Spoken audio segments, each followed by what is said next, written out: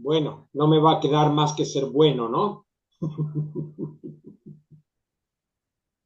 El otro día un amigo, viendo un video mío que se ve que yo había sonreído, no me di cuenta, ¿no? Cuando grabé el video, dice, qué lindo que es verlo sonreír, porque usted se ríe para adentro. Sí, puede ser, pero yo siempre trato de reírme. En eso el padre Lauren me gana porque él sí que se ríe para adentro y para afuera. Yo más bien me río para adentro. Pero ¿cómo no reírnos teniendo la experiencia de este Dios bueno, paciente, que la parábola de hoy nos presenta? Entonces, antes de hacer la lectura, ahí ya Katy designó quién va a hacer la lectura del texto, yo quisiera pedirles que tratemos de escucharla como si la escucháramos por primera vez y no estemos pensando a quién representa el padre, a quién representa cada uno de los hijos. Escuchémosla como si fuera una historia que nos cuentan cuando vamos al mercado a hacer las compras, como si pasara hoy en una familia de nuestro barrio. Así nomás, olvidémonos que está dentro de la Biblia y no tratemos de identificar a los personajes con otros que no sean ellos mismos. El padre es un padre que tiene dos hijos, el menor le pide la herencia, una historia de familia. Quedémonos en eso, por favor, hagamos lo posible. No es fácil porque son años y años que le hemos escuchado, que le hemos meditado, que nos la han explicado de mil maneras. Entonces mi invitación hoy sería, escuchémosla como si escucháramos esta historia en el mercado.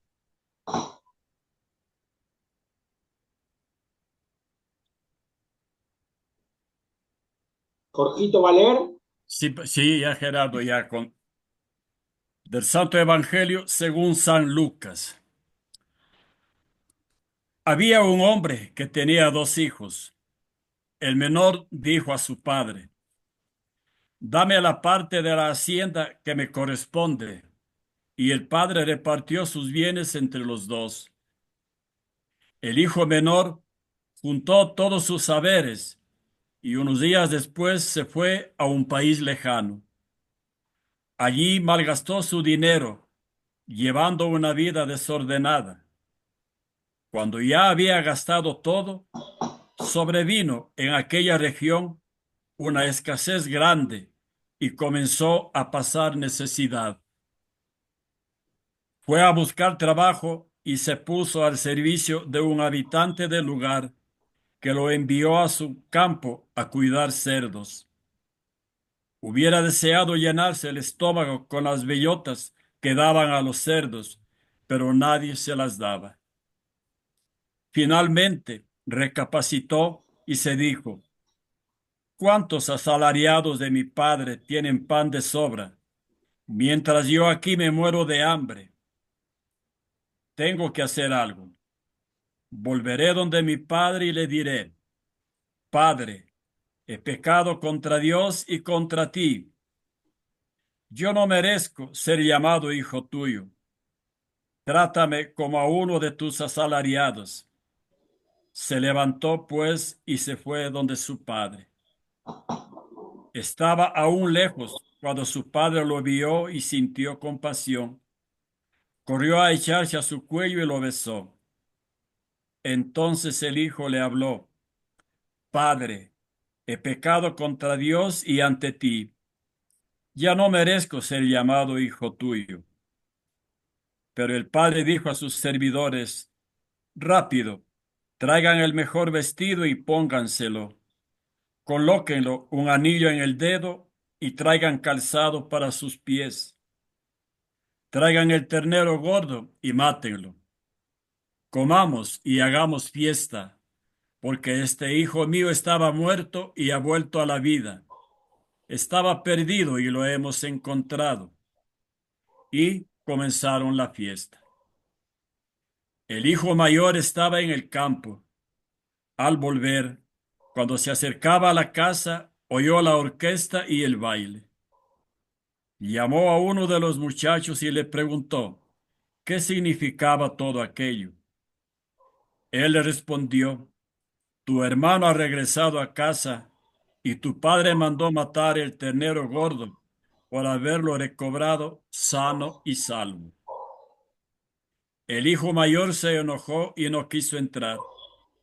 Su padre salió a suplicarle, pero él le contestó: hace tantos años que te sirvo, sin haber desobedecido jamás ni una sola de tus órdenes. Y a mí nunca me has dado un cabrito para hacer una fiesta con mis amigos. Pero ahora vuelve ese hijo tuyo, que se ha gastado tu dinero con prostitutas. Haces matar para él el ternero gordo. El padre le dijo: hijo, tú estás siempre conmigo y todo lo mío es tuyo. Pero había que hacer fiesta y alegrarse, puesto que tu hermano estaba muerto y ha vuelto a la vida. Estaba perdido y ha sido encontrado. Palabra del Señor. Gloria a ti, Señor Gloria a ti, Jesús. Señor Jesús. Bueno, muchas gracias, Jorge, por tan clara lectura. Decía yo entonces, tratar de olvidarnos de las interpretaciones que hemos escuchado tantas veces. Ahí yo justamente les acabo de poner en el chat del grupo un videíto que hice justamente en esta semana. Y si ven hasta el final del video les va a aparecer otros dos videos que toqué el mismo tema. Y en el año 22 estuve también en este espacio del Centro Bíblico hablando de este mismo tema. Tantas veces hemos escuchado la parábola y tantas veces destacamos un aspecto u otro de la misma. Por eso yo decía, bueno, a ver, ¿qué cosa puedo decir que no haya dicho hasta ahora? ¿Qué herramienta puedo compartir con mis hermanas y hermanos del centro bíblico que les pueda ayudar a animarse a interpretar? Porque cada uno de nosotros tiene el derecho y la obligación de interpretar. Decía el Papa Gregorio Magno allá por el año 600 que el texto crece con el que lo lee. Las experiencias vitales de cada persona hacen que ese texto cobre vida y a unos les llama más la atención un aspecto y a otros otro. No hay una sola interpretación. Pero la primera herramienta que yo quiero compartir con ustedes es la herramienta de los géneros literarios. Dice el Concilio Vaticano II, en la Constitución Dei Verbum, que este año se cumplen 60 años de su promulgación, que no se puede interpretar la escritura sin tener en cuenta el género literario del texto que se interpreta. El tema es que la escritura no dice cuál es el género literario.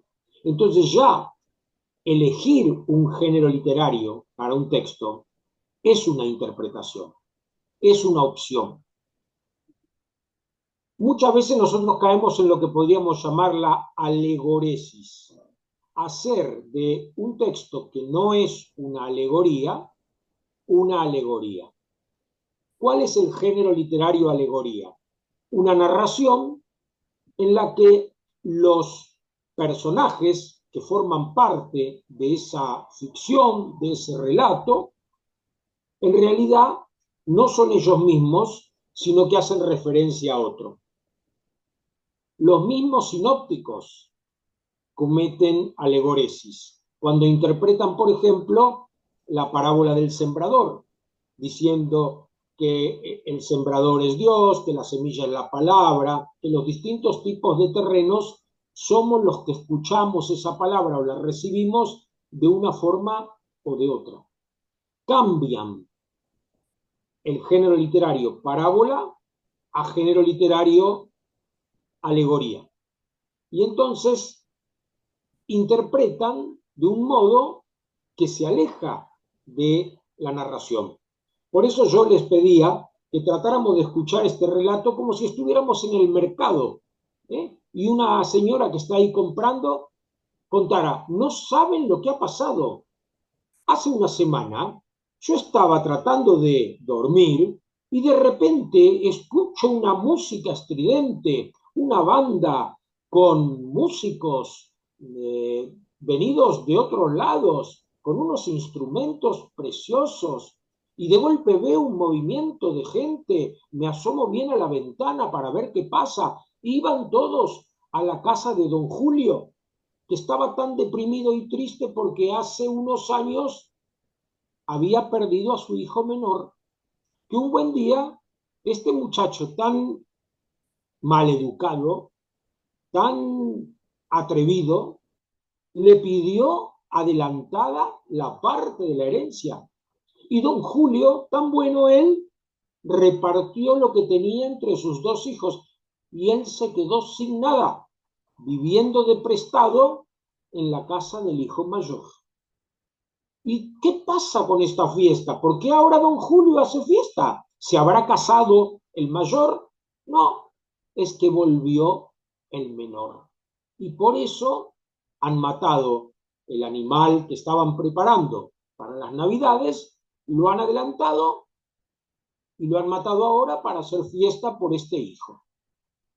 Y al otro día yo pregunté cómo había sido la cosa y todos me dijeron, ¿sabes qué raro? Don Julio no le reprochó nada, no le echó en cara que se hubiera ido, que se hubiera despilfarrado todo el dinero, la mitad de una cuantiosa herencia. No le dijo nada, sino que le hizo una fiesta y hasta le puso vestidos carísimos y un anillo precioso que don Julio tenía guardado, era de su padre y se lo dio a su hijo, y sandalias, y unas comidas mandó traer rapidísimo de todas partes, de todos los negocios donde pudo conseguir algo. Hizo una fiesta tremenda por este hijo que no supo ser bueno con su padre. Esa sería la historia que podríamos haber escuchado en el mercado.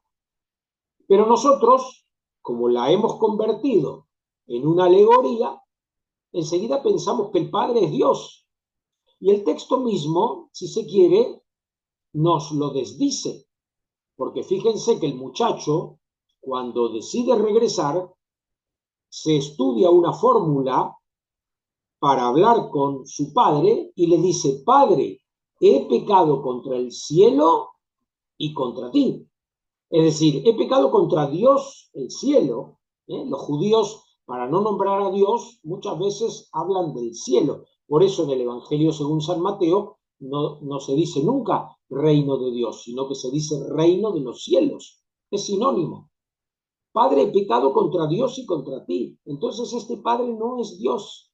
Claro, claro que su bondad nos hace pensar en Dios, pero eso es hacer de la parábola una alegoría. Uy, pero a mí me gusta hacer eso. Pues sígalo haciendo, ningún problema. No hay ningún problema, nadie se lo va a impedir. Pero tengamos en cuenta que entonces no estamos analizando una parábola, sino una alegoría. Es decir, hemos decidido que el género literario es alegoría y no parábola. Sin embargo, el texto, si vamos al capítulo 15, los primeros versículos, dice, todos los que cobraban impuestos para Roma y otra gente de mala fama se acercaban a Jesús para oírlo. Los fariseos y los maestros de la ley lo criticaban por esto diciendo, este recibe a los pecadores y come con ellos. Entonces Jesús les dijo esta parábola. Y aparecen tres parábolas. La de la oveja perdida y encontrada, la de la moneda perdida y encontrada, la del hijo perdido que retorna y la del mayor que no sabemos qué pasó con él. porque el texto termina diciendo que el padre hizo una gran fiesta y que este hijo se resistía a entrar. Muchas veces decimos que el padre es bondadoso, es misericordioso, porque sale al encuentro del hijo menor. Pero la parábola nos dice también que cuando se enteró que el hijo mayor estaba afuera y no quería entrar, salió y le suplicaba, le rogaba, se postraba delante de él para pedirle que entrara. Los que me han escuchado en el año 22 o han escuchado alguno de los videitos estos que les digo, saben que yo insisto en que este hijo menor no está arrepentido, sino que está hambriento. El texto no dice que le pida perdón, le pide pan, porque cuando el muchacho toca fondo, cuando recapacita, cuando entra en sí, recuerda a su padre y dice, los jornaleros de mi padre comen pan en abundancia, y yo aquí muriéndome de hambre. Por eso volveré y le diré, Padre, he pecado contra el cielo y contra ti. No merezco ser llamado hijo tuyo. No dice me arrepiento. Dice que no merece ser llamado hijo. Pero por favor, trátame como a uno de tus jornaleros. Es decir, dame pan, porque estoy muerto de hambre. Esto es lo que dice el texto. Es interesante porque en el texto muchas veces se repiten algunas cosas. Por ejemplo, se repite lo de jornaleros. El muchacho piensa, los jornaleros de mi padre tienen pan en abundancia, y en la fórmula que estudia para presentarse ante el padre, va a usar el término jornalero. No le pide que lo trate como a un esclavo, porque el esclavo forma parte de la familia. El amo es responsable del esclavo. El amo debe cuidar al esclavo cuando se enferma. El amo debe enterrar al esclavo cuando se muere. Y el amo debe adoptar, si bien es cierto que en la categoría de esclavo, pero debe adoptar a los hijos del esclavo.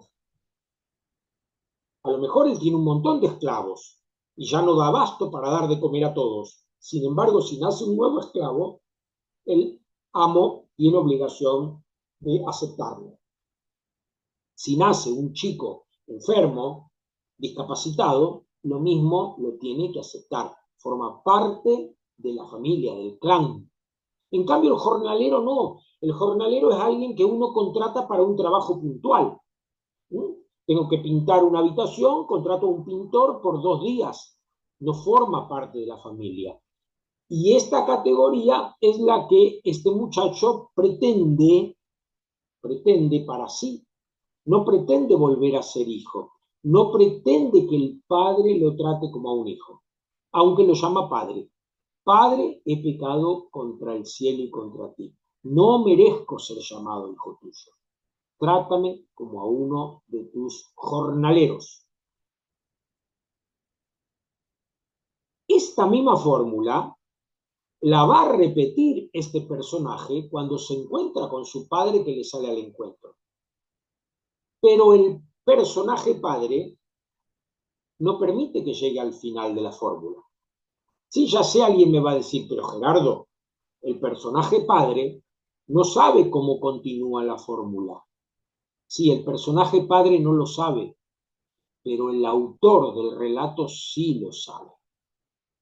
El autor del relato sí lo sabe, porque el narrador es omnisciente, conoce los sentimientos de los personajes, sabe lo que este muchacho piensa para adentro.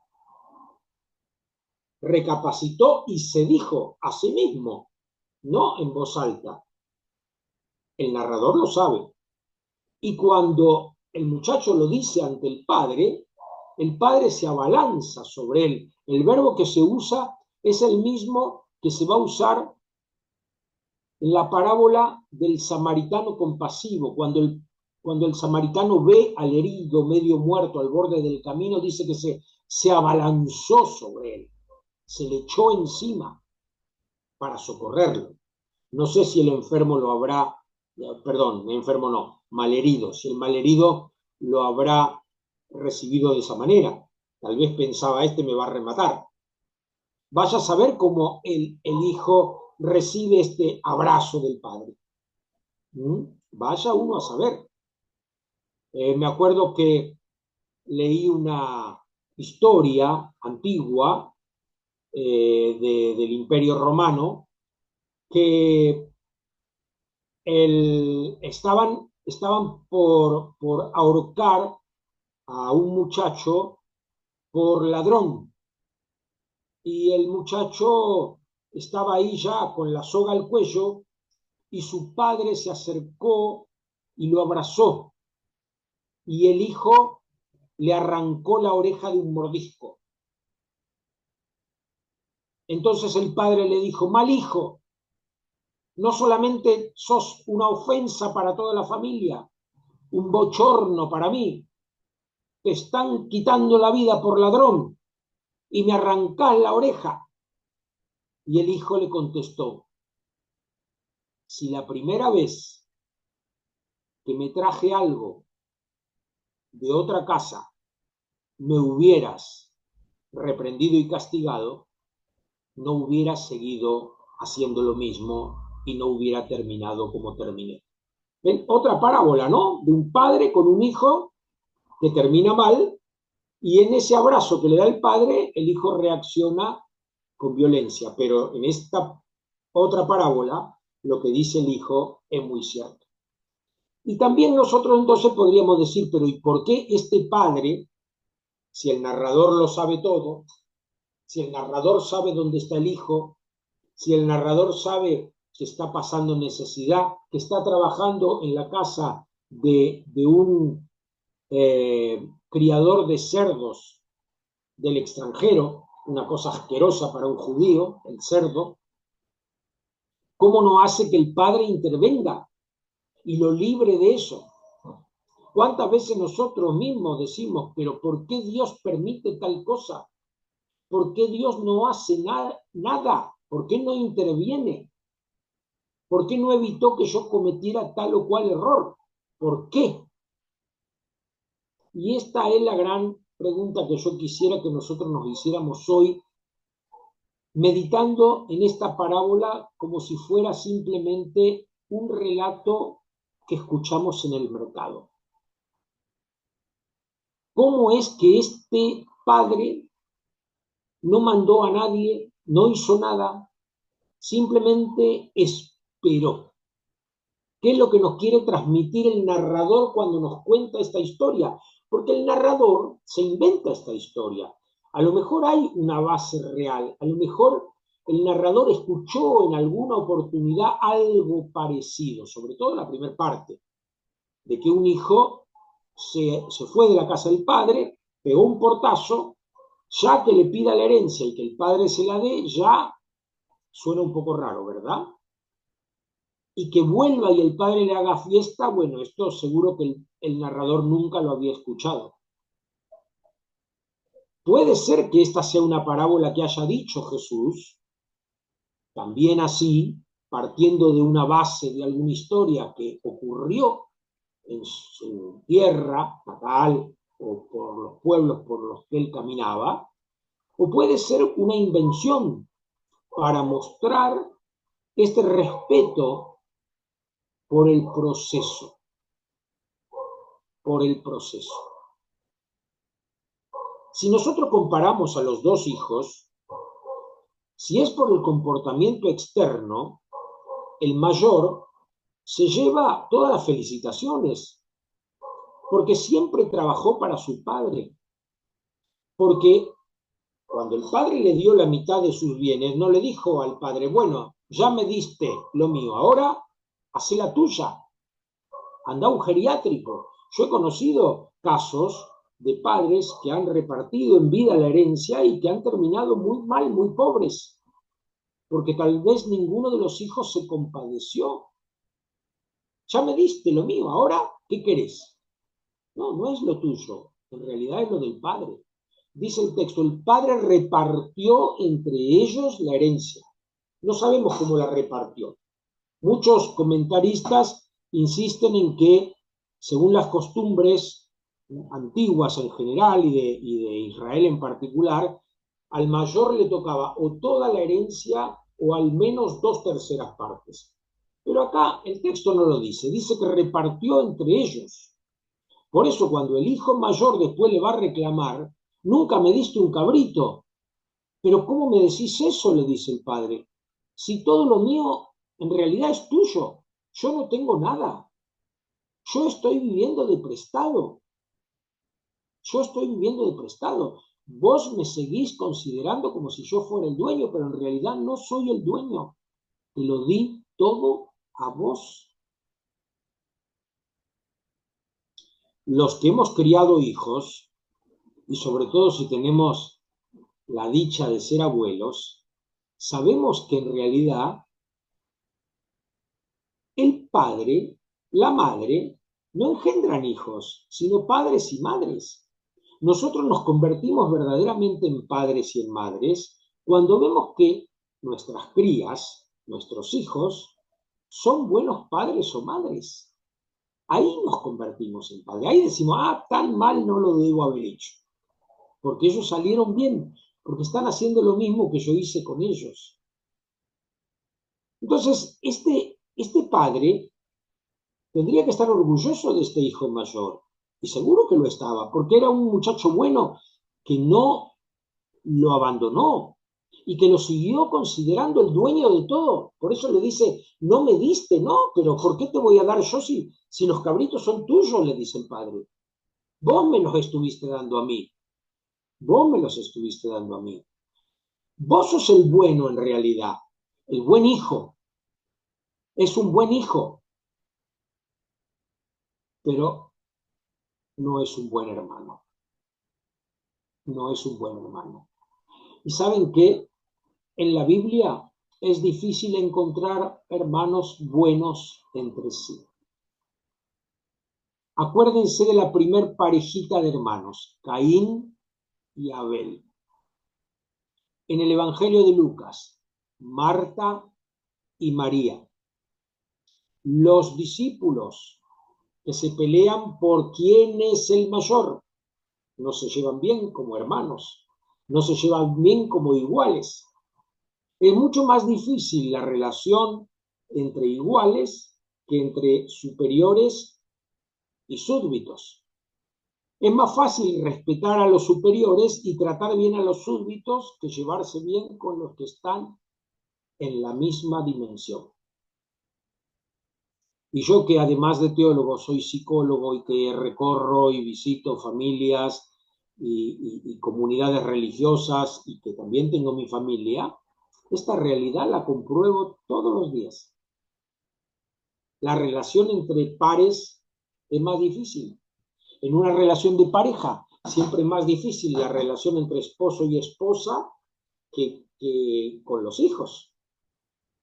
Uno le perdona a los hijos cosas que a la pareja no le perdona. Uno es mucho más compasivo con los hijos e hijas que con la pareja, porque la pareja en realidad es un igual.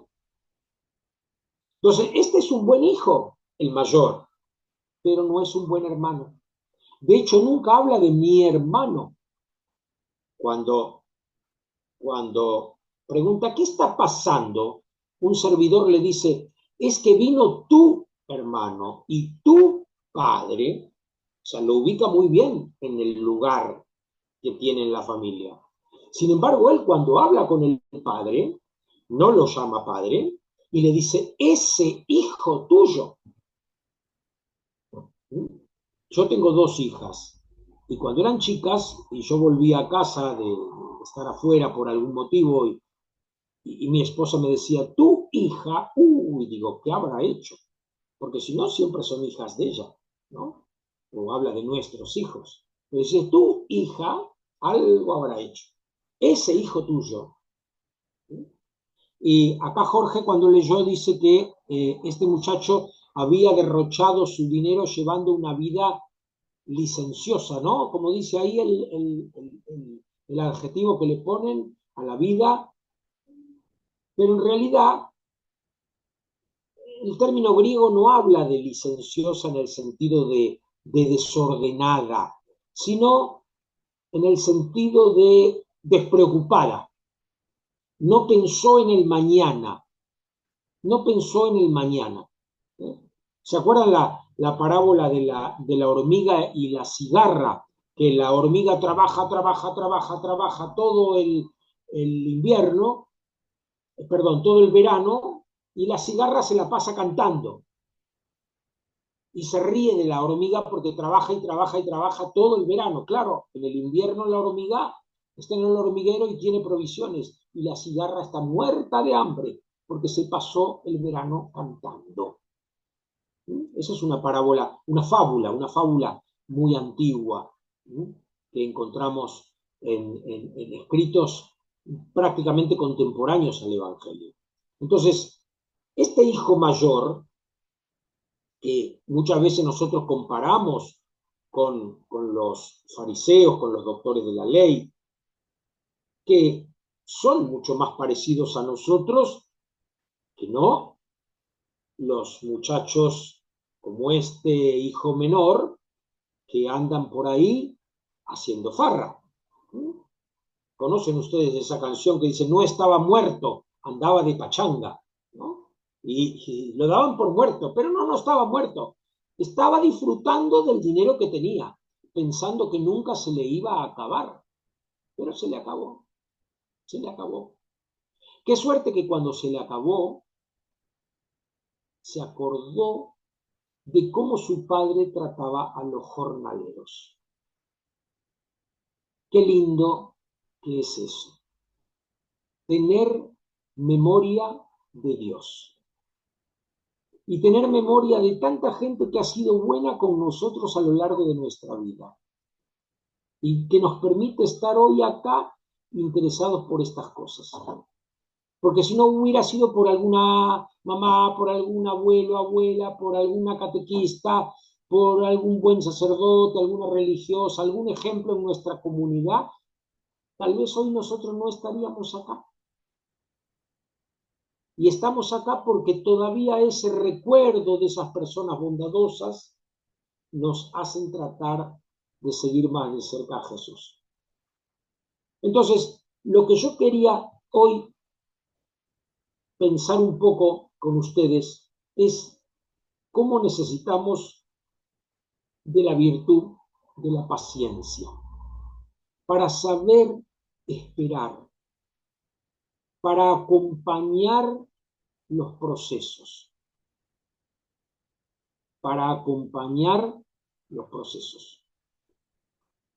No sé qué experiencia tienen ustedes con parejas en nueva unión, es decir, personas que han tenido un matrimonio anterior, que por diversas circunstancias ha fracasado y vuelven a intentar la vida de pareja.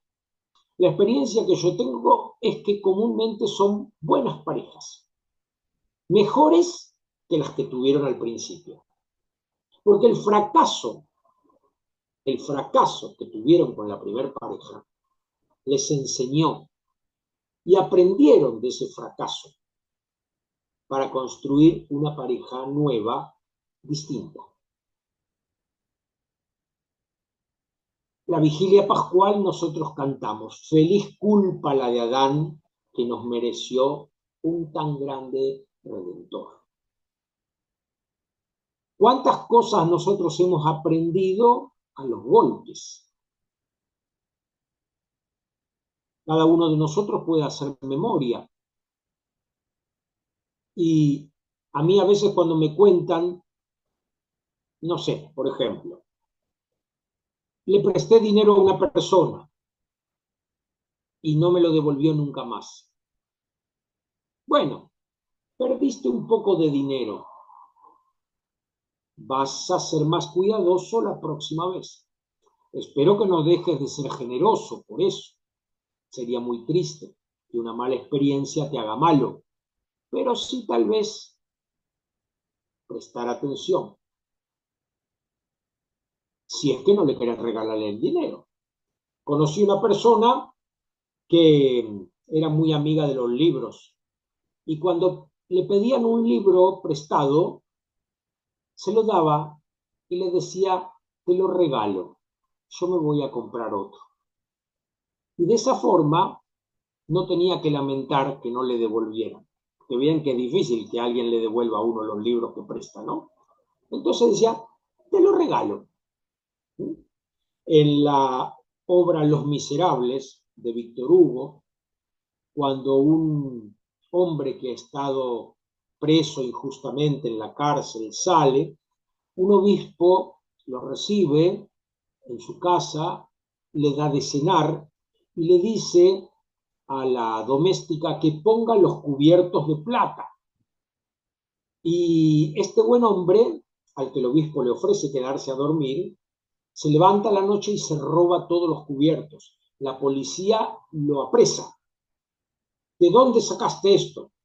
De la casa del señor obispo. Van al obispo y le dicen, miren, encontramos a este ladrón. No, le dice el obispo, yo se los regalé. Y eso que hizo el obispo hace que este hombre cambie, que este hombre se transforme.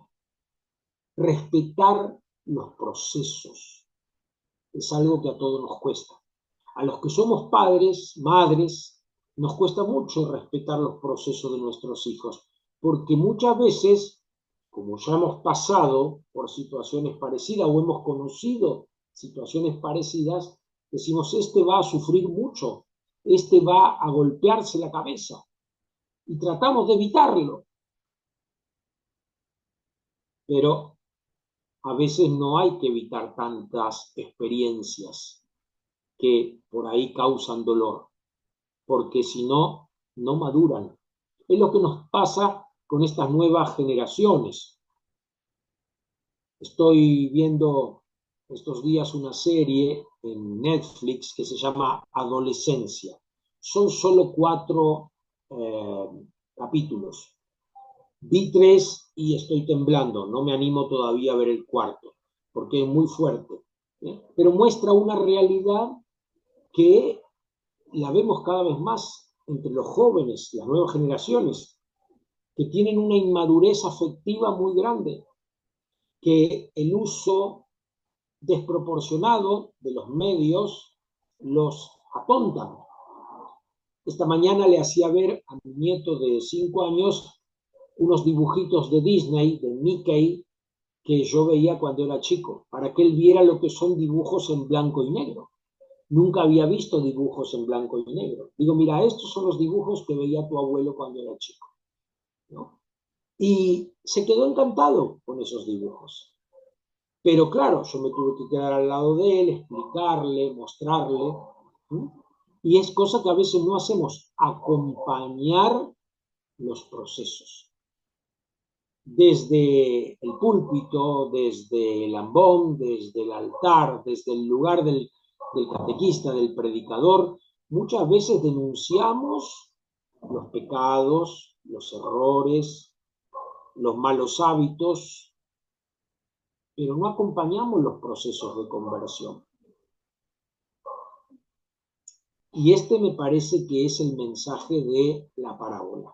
Este padre que está esperando que su hijo vuelva. No lo trae a la rastra, no lo manda a buscar, espera, porque confía que tan mal no lo debe haber criado. Ya se va a dar cuenta. ¿Mm? ¿Cuántas veces nosotros le decimos a nuestros hijos, me van a extrañar? ¿Sí? Sobre todo cuando nos reprochan algo, le decimos, me van a extrañar. Porque sabemos que nos van a recordar cómo somos realmente, sin personas que nos hemos ocupado de ellos, que no solamente los hemos tenido, sino que los hemos criado, que los hemos adoptado como hijos. Por eso este padre, cuando lo ve venir, sale corriendo y lo abraza. Cuando yo medito en esta parábola, muchas veces pienso que este padre estaría en la terraza y más de una vez habrá visto a lo lejos a alguien que se acercaba por el camino y habrá salido corriendo pensando que era su hijo. Y no, no era. Pero no habrá bajado los brazos, habrá seguido esperando.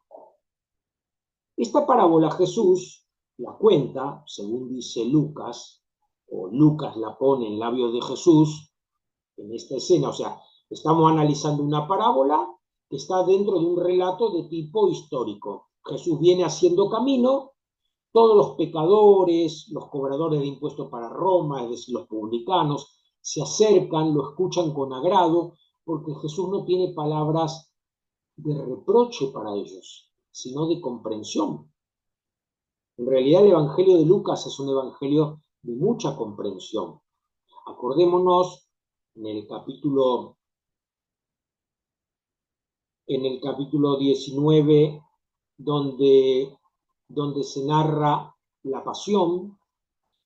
Jesús le dice al ladrón, no arrepentido, sino al ladrón que confía en él, hoy estarás conmigo en el paraíso.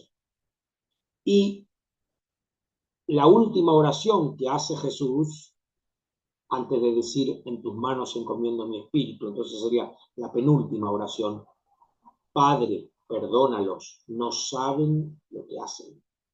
El Evangelio de Lucas es un evangelio de mucha comprensión. El Juan Bautista de Lucas, cuando se acercan los publicanos, es decir, los cobradores de impuestos, y le dicen, ¿qué tenemos que hacer? Él les dice, no cobren de más.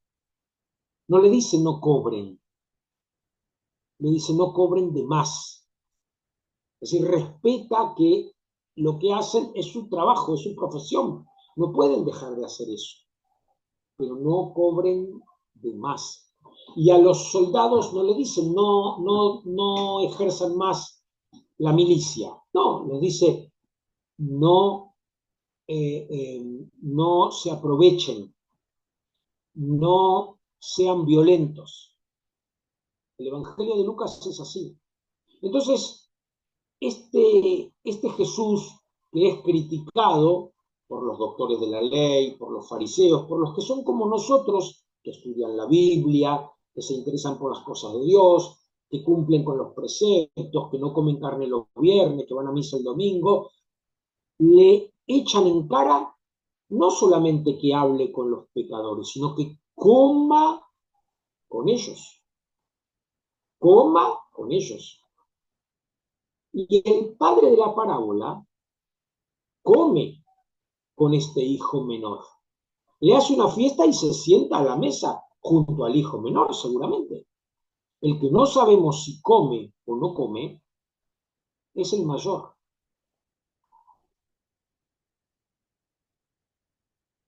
¿Será que alguna vez que nos acercamos a recibir el sacramento del cuerpo y la sangre de Cristo, no comulgamos? Sí, el que se nos ofrece es Cristo presente en las especies eucarísticas. Pero si nosotros no estamos en comunión con nuestros hermanos, no podemos recibir a Cristo. Si nosotros no somos cuerpo de Cristo, porque estamos peleados con miembros del cuerpo de Cristo, no podemos recibir a Cristo. Porque recibimos lo que somos. Somos el cuerpo de Cristo, recibimos el sacramento del cuerpo de Cristo. Por eso el hijo mayor no entra, porque no tiene el espíritu de la fiesta. El padre le dice, era necesario hacer fiesta, en griego edei, lo mismo que va a usar en el capítulo 24 Lucas cuando va a explicar a los discípulos de Maús que era necesario que el Mesías padeciera, edei. Era necesario, no es se me antojó, me vino la gana. Como va a usar perdón, recién dije el capítulo 19 era el 23, el 19 es el que voy a citar ahora, el de Zaqueo. Cuando Jesús le dice a Zaqueo que baje del sicómoro, le dice, es necesario que hoy vaya a tu casa. Es de ahí. No es tengo ganas de ir, es necesario. No era necesario que el hijo menor volviera. El hijo menor podría haber tomado otro camino, pero por suerte tomó este camino. ¿Por qué? Porque volviendo en sí, se acordó de lo bueno que era su padre con los jornaleros. Y entonces volvió. Muchas veces me pasa cuando voy a algunas comunidades, sobre todo del interior, donde hay un solo cura, y a lo mejor hace años que está, siempre han tenido un solo cura. No nos animamos a decirle esto al padre porque en una de esas no le gusta. Digo, pero si no se lo dicen, ¿cómo van a saber si le gusta o no le gusta? Y no, pero ya hemos tenido otros antes. Y entonces más vale prevenir que curar. Si uno ha tenido una mala relación con Dios en su infancia, en su juventud, tal vez cuando toque fondo no vuelva a Dios. Pero si hemos tenido una linda relación. Estos días estaba meditando con algunos amigos en distintos grupos el Salmo 71, donde un hombre ya de edad recuerda su juventud y recuerda incluso su infancia. Y dice, cuando yo nací, tú me recibiste, le dice a Dios, como si Dios fuera una partera. Qué lindo tener este recuerdo de Dios, un recuerdo de Dios que siempre estuvo presente, no juzgando, sino amando, amando. Hace unos días, un ex seminarista que yo conozco hace mucho tiempo, dejó el seminario, después de un tiempo se casó, formó una familia, y como que quería olvidarse de Dios. Y conmigo seguía tratando, a lo lejos, porque no vive cerca mío, pero nos escribíamos y todo esto. Y los otros días me escribió algo muy lindo y me dice, traté de ignorar a Dios, pero no pude más. Dios se volvió a ser presente en mi vida. Y por más que lo ignoré y lo ignoré, Él se hizo presente. Y me dijo, gracias por haber estado todos estos años acompañándome sin decirme nada. Qué lindo, ¿no? Qué lindo tener esta gracia de volver a Dios y qué lindo tener la gracia de poder acompañar a alguien sin necesidad de decirle, volvé a Dios, arrepentite, anda a confesarte, mira que si te morís así te vas al infierno. ¿Qué idea de Dios tenemos? Si nosotros que somos malos damos cosas buenas a nuestros hijos, ¿Dios podrá dar algo malo?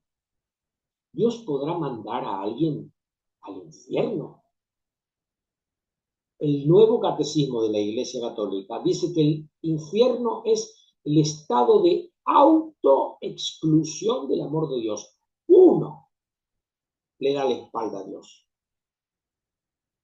Uno. En el capítulo 25 de Mateo, que tenemos la parábola del juicio final, a los que han sido misericordiosos, a los que dieron de comer al hambriento, de beber al sediento, vistieron al desnudo, visitaron al pobre y al preso, dieron alojamiento al que estaba de paso, el Rey celestial les dice, vengan benditos de mi Padre, al cielo preparado desde el comienzo del mundo para ustedes. En cambio, cuando a los que no han hecho eso los manda al lugar de castigo, no dice al lugar preparado desde el comienzo, no.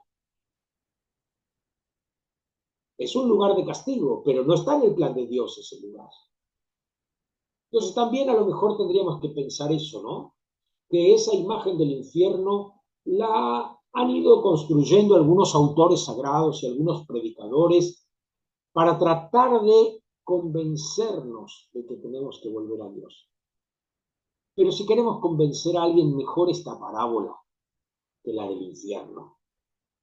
Mejor hablar de un Dios que está queriendo hacer fiesta, que está esperando ansioso que volvamos a Él, que quiere vestirnos con el mejor vestido, regalarnos ese anillo que era del abuelo, ponernos unas sandalias preciosas o unas, ¿cómo se llaman? Champion, dicen en Uruguay, zapatillas, decimos acá, ¿no? Unas zapatillas de marca, dirían los chicos con los que yo trabajo a veces. Dios nos quiere regalar eso. Volvámonos a Él y aceptemos nuestros propios procesos. Si San Agustín siempre hubiera sido un buen muchacho, no sería San Agustín. Hay algunos que parece que ya nacen santos, otros a los palos nos vamos pareciendo a Jesús. Y repitiendo una y mil veces esa hermosa ejaculatoria. Jesús manso y humilde de corazón, haz mi corazón semejante al tuyo. Qué lindo poder ahora decir esta oración. Señor Jesús, danos la gracia de tener un corazón bondadoso y paciente como el de ese Padre. Danos la gracia de tener la humildad del Hijo que se atrevió a volver, aunque a lo mejor ayúdanos a no tener ese tipo de oración, porque Dios nunca nos va a tratar como a un servidor, como a un jornalero. Ven que en muchas de nuestras oraciones, por ejemplo en la salve dice, no desoigas las oraciones que te dirigimos. Nunca se oyó decir que no escuchaste a alguien. No, vamos por lo negativo, no vayamos por lo positivo. Dios, que siempre recibes a todos, recíbeme también a mí, que soy el último de los pecadores. Pero no vayamos por la negativa, no pensemos que Dios no nos va a recibir. Claro que nos va a recibir. Claro que nos va a recibir. Y sobre todo pidámosle al Señor que nos conceda la gracia de no parecernos al hijo mayor, que no se alegra por la vuelta del hermano, que lo mira con recelo y que hasta inventa historias, porque el texto no dice si el muchacho anduvo o no con prostitutas. Eso lo dice el hermano mayor. Eso lo dice el hermano mayor. Yo cuando mis hijas eran chicas y festejábamos la Navidad, del 24 a las 12 de la noche se reparten los regalos. Y prestaba atención. Y muchas veces me he encontrado con que la mayor estaba mirando qué había recibido la menor y la menor qué había recibido la mayor. Y tal vez yo también hice lo mismo con mis hermanos, pero bueno, uno con los años va teniendo como cierta amnesia, ¿no? Se olvida de lo que se quiere olvidar. Que no nos pase eso. Seamos agradecidos por los dones que Dios nos ha dado y alegrémonos con los bienes que Dios da a los demás. Dicen que es difícil encontrar, como dijo muy bien el padre Lauren, un argentino humilde. Cuando el Señor encontró a uno, lo convirtió en papa, ¿no? Y el Papa Bergoglio dijo una cosa muy bonita en la Evangelii Gaudium número 99. Estamos en la misma barca, vamos hacia el mismo puerto. Los logros de los demás también son nuestros. Alegrémonos con eso.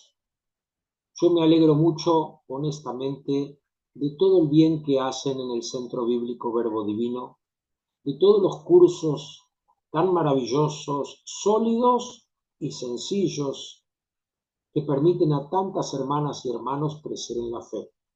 Y estos encuentros maravillosos de los que muchos de ustedes participan todos los domingos y son como la segunda comunión, porque acá también se parte y reparte el pan que está presente en la Eucaristía, el pan que está, Jesucristo que está presente en el pan eucarístico, Jesucristo que está presente en el pan de la palabra Jesucristo que está presente en el pan de la hermana y el hermano. Si uno comulga solo con la Eucaristía y no comulga con la palabra, anda rengo. Y si no comulga con la hermana y el hermano, yo diría que anda paralítico. Pidámosle al Señor que nos conceda la gracia de tener siempre estas tres mesas en las que recibimos al único Cristo. Es necesario hacer fiesta, porque Dios hoy nos acepta a cada uno de nosotros como somos. Nos quiere como somos. Y Él siempre, siempre, siempre está presente. Nosotros podremos no tenerlo en cuenta a Él, pero Él siempre nos tiene presentes, porque en Él somos, nos movemos y existimos.